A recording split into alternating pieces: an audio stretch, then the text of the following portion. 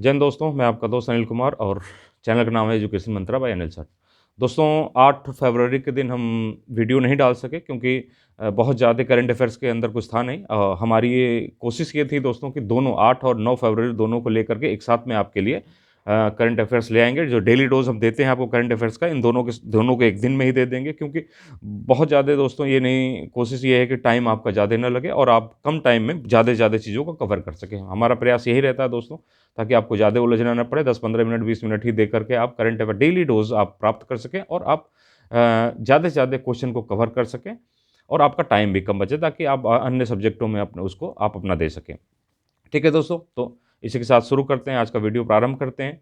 तो दोस्तों, सबसे पहले मैंने बात की थी दोस्तों कि लता मंगेशकर जी का निधन हो गया था और उसके बाद से ही, चूँकि उनका जन्म इंदौर के अंदर हुआ था, इंदौर मध्य प्रदेश के अंदर है, तो इसलिए मध्य प्रदेश सरकार ने ये फैसला लिया है कि लता मंगेशकर के नाम से ही एक पुरस्कार लेके आएँगे वो। लता मंगेशकर पुरस्कार दिया जाएगा। अभी ये डिसाइड नहीं है किस क्षेत्र में दिया जाएगा, लेकिन ये है कि पुरस्कार की घोषणा कर दी उन्होंने कि हम उनके नाम पर एक पुरस्कार वितरित करेंगे। इसके साथ ही दोस्तों, इंदौर का नाम बदल करके भी प्रस्ताव रखा गया है कि इंदौर का नाम बदल करके लता मंगेशकर जी के नाम पर ही उसका नाम पड़ जाए। अभी प्रस्ताव रखा गया है, इस पर किसी तरीके का कोई क्रियान्वयन नहीं हुआ है दोस्तों।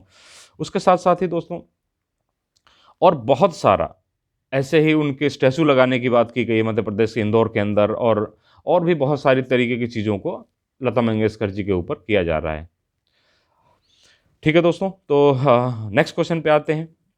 आर राजमोहन, एक आर राजमोहन है, ये निधन हुआ है।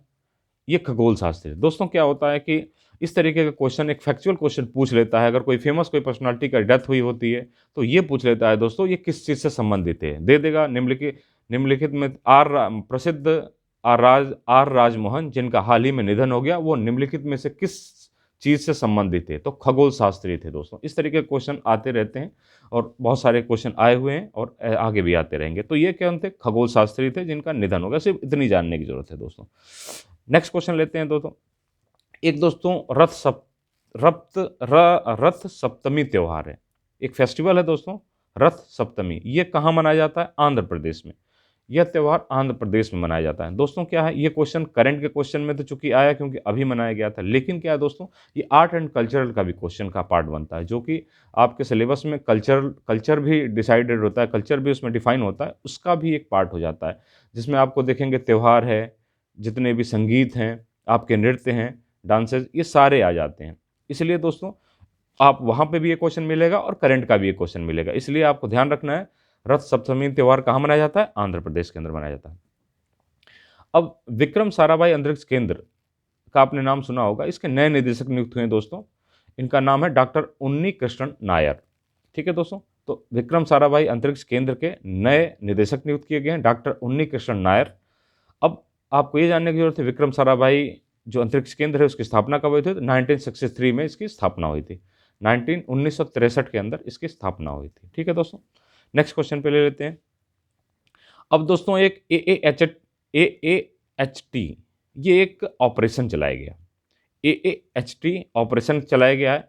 अब ये किस लिए ऑपरेशन चलाया गया? ये दोस्तों मानव तस्करी पर रोक लगाने के लिए, या मानव तस्करी पर रोक लगाने के लिए AAHT, इसको आहट भी कह सकते हैं अपने जानने के लिए। ये हो है तो ये AAHT, बट ये है कि आप इसको आहट भी अपना नाम दे सकते हैं ताकि आपको एग्जामिनेशन में याद रहे। तो आहट ऑपरेशन किससे संबंधित है? मानव तस्करी पर रोक जाने। मानव तस्करी क्या होती है ये, अब मैं ये बता दूं दोस्तों इससे पहले कि इस ऑपरेशन को किसने किया, तो आरपीएफ। ठीक है दोस्तों, आरपीएफ जो रेलवे पुलिस फोर्स होती है, उसके द्वारा इस ऑपरेशन को अंजाम दिया गया। अब मानव तस्करी क्या होती है दोस्तों?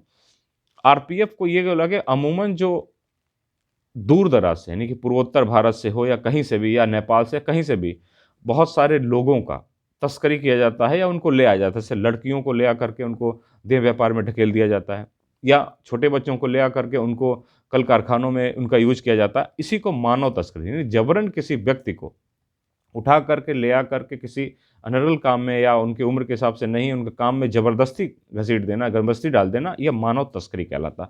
इसी चीज़ पर अंकुश लगाने के लिए, इसी चीज़ पर रोक लगाने के लिए यह ऑपरेशन चलाया गया। किसके द्वारा? आरपीएफ ने, रेलवे पुलिस फोर्स के द्वारा। ठीक है दोस्तों, नेक्स्ट क्वेश्चन ले लेते हैं दोस्तों। हाल ही में फोर्ब्स ने एशिया के सबसे धनी व्यक्ति की सूची जारी की है। जितने भी धनी व्यक्ति हैं उनकी सूची फोर्ब्स जो है वर्ल्ड के भी जारी करता है, भारत के भी जारी करता है और एशिया का भी जारी करता है। तो ये एशिया के सबसे धनी व्यक्तियों की सूची है, जिसके अंदर गौतम अडानी, जो व्यापारी हैं गुजरात के गौतम अडानी, वो शीर्ष स्थान पर। यानी कि अब तक मुकेश अंबानी सबसे अमीर व्यक्ति थे एशिया के, लेकिन अब मुकेश अंबानी को पीछे छोड़ते हुए गौतम अडानी ने उनको पीछे छोड़ते हुए शीर्ष स्थान प्राप्त किया। किसने? फोर्ब्स की जो सूची आई है, एशिया के सबसे अमीरों की सूची जो आई है। ठीक है दोस्तों, नेक्स्ट क्वेश्चन ले लेते हैं। अभी दोस्तों क्या है, पानी विलवणीकरण का विकास आईआईटी गांधीनगर ने, आईआईटी गांधीनगर जो गुजरात के अंदर है, उसने क्या किया है, टेक्नोलॉजी विकसित की है ताकि पानी को विलवणीकरण किया जाए। अब मैं इसके बारे में आपको थोड़ा सा बताता हूं, विलवणीकरण क्या होता है। होता क्या है दोस्तों कि पानी में जो समुद्र के और आसपास के पानी होते हैं बहुत खारे होते हैं, उनको हम यूज नहीं कर सकते सीधे पीने में। इसलिए यह इसीलिए कहा जाता है दोस्तों कि हमारे भारत में कहें या विश्व में जल संकट बहुत ज़्यादा है। इसलिए जल तो 75% है पृथ्वी के ऊपर और 25% ही लैंड है, लेकिन फिर भी ये कहा जाता है कि पानी का संकट आ रहा है या पानी का संकट है। इसीलिए दोस्तों कि जो खारा पानी है, समुद्र का जो खारा पानी है, उसको हम सीधे यूज में नहीं ले सकते। और जो विलवणीकरण मतलब उसके अंदर जो खारापन है उसको दूर करने की जो तकनीकी है, उसको विलवणीकरण कहते हैं, रिफाइंड कह सकते हैं आप। तो वो तकनीकी बहुत मुश्किल और बहुत खर्चीली है, उसका अभी सही से आविष्कार या एक तरीके से उसका विकास नहीं हो पाया। लेकिन आईआईटी गांधीनगर ने इसमें जो है विलवणीकरण का विकास जो की तकनीकी जो है ईजाद करने की कोशिश की और उसने ईजाद किया है। अब वो सक्सेस कितनी होती है और उसमें खर्च कितना आता है, ये आगे देखने वाली बात होगी। लेकिन ये जो तकनीकी है ये बहुत महंगी होती है, और अगर ये आईआईटी गांधीनगर ने किया है तो ये बहुत इंपॉर्टेंट क्वेश्चन यहाँ पर बनता है। ठीक है दोस्तों, इसलिए आपको ध्यान रखना है कि आईआईटी गांधीनगर ने इस तकनीकी का विकास किया है। अब नेक्स्ट क्वेश्चन पे आ जाते हैं। तो एक भारत प्रेस स्वतंत्रता रिपोर्ट आई है, भारत प्रेस स्वतंत्रता रिपोर्ट। इसमें सबसे एक नंबर पे जिस राज्य को रखा भारत के अंदर, भारत प्रेस स्वतंत्रता यानी उसकी जो प्रेस की स्वतंत्रता को है, इसमें जम्मू कश्मीर को एक नंबर पे। दोस्तों ये क्वेश्चन बहुत इंपॉर्टेंट हो जाता है जम्मू कश्मीर होने की वजह से, क्योंकि अमूमन जल्दी मैंने आपको बताया कि एग्जामिनर क्वेश्चन ऐसों को डालता है जिस पर आपका गेस तक न जाए। आप सोचें यार कम से कम जम्मू कश्मीर तो नहीं होगा, कोई और स्टेट हो सकता है। इसलिए ये क्वेश्चन इंपॉर्टेंट हो जाता है कि जो अब भारत की प्रेस स्वतंत्रता रिपोर्ट है, इसमें शीर्ष स्थान किसको प्राप्त किया? जम्मू कश्मीर ने। इसलिए इस क्वेश्चन पर आपको विशेष ध्यान देने की जरूरत पड़ेगी। ठीक है दोस्तों, तो इस तरीके से जो है मैं आपको इसीलिए क्वेश्चन की इंपॉर्टेंस और उनके बनते हुए क्वेश्चनों को बताते चलता हूं, ताकि आप विशेष रूप से ध्यान दे सकें कि कैसे एग्जामिनेशन सोचता, कैसे उसके अकॉर्डिंग सोचेंगे तो ज़्यादा से ज़्यादा क्वेश्चनों को आप फंसा पाएंगे अपने एग्जामिनेशन के अंदर। बाकी और कोई किसी तरीके का कोई गेस नहीं होता दोस्तों। आप किसी तरीके का कोई ये कह दे कि मैं इंपॉर्टेंट बता सकता हूँ, ऐसा कुछ नहीं। वो एग्जामिनेशन के ट्रेंड पकड़ने पड़ते हैं कि एग्जामिनेशन किस तरीके से जा रहा है, परीक्षा किस तरीके से क्वेश्चन लगातार पूछे जा रहे हैं, उसी ट्रेंड को पकड़ करके गेस दिया जाता है। तो लोग कहते हैं गेस दे देता है ये, ऐसा कुछ भी नहीं। जो ट्रेंड है उसी ट्रेंड से आपको पता चल पाता है कि क्वेश्चन किस तरीके के आएंगे। नेक्स्ट क्वेश्चन ले लेते हैं दोस्तों। एक योजना है नई रोशनी योजना, बहुत इंपॉर्टेंट क्वेश्चन है दोस्तों ये नई रोशनी योजना, आप इसको जरूर ध्यान दीजिए। अब ये नई रोशनी योजना जो है दोस्तों,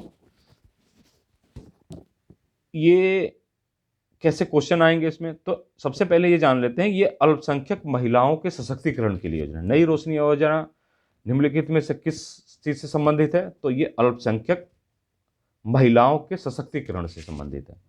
यह केंद्र सरकार की योजना है। दूसरी चीज कि यह केंद्र सरकार की योजना है। तो यहां पर क्वेश्चन दोस्तों ये बनेगा कि आखिर ये दे देगा कि निम्नलिखित में से किस योजना के अंदर अल्पसंख्यक आयोग की महिलाओं का सशक्तिकरण किया जाता है? नई रोशनी या और 3-4 योजनाएं दे देगा, जिसमें आपको इस तरीके से नहीं कि दोनों तरीके से आपको क्वेश्चन पूछेगा और आपको ध्यान देना पड़ेगा। इसमें क्या होगा दोस्तों कि महिलाओं के नेतृत्व का विकास करेंगे। वही बात है कि महिलाओं के सशक्तिकरण के, उनके नेतृत्व के बारे में, उनके एजुकेशन के बारे में सोचना, इन सब चीज़ों पर ध्यान देने में नई रोशनी योजना, ये बहुत इंपॉर्टेंट क्वेश्चन है दोस्तों। तो ये एक तरीके से दोस्तों 8 और 9 फरवरी का हमारा ये समाप्त होता है यहाँ पर। दोस्तों चैनल को सब्सक्राइब करिए, शेयर करिए, और ऐसे छोटे छोटे क्वेश्चंस जो इंपॉर्टेंट क्वेश्चन हैं आपके लिए लाते रहेंगे। और कोशिश ये रहती है दोस्तों कि कम टाइम में आपको डिलीवर कर सकें, ताकि आपका भी टाइम बहुत ज़्यादा नुकसान ना हो। बाकी छोटी छोटी योजनाएं जो बहुत इंपॉर्टेंट कुछ योजनाएं हैं या कुछ करंट के टॉपिक हैं, उनके छोटे छोटे वीडियो बना के हम आपको लगातार प्रोवाइड कराते रह रहे हैं और कराते रहेंगे। ठीक है दोस्तों, जय हिंद, नमस्कार।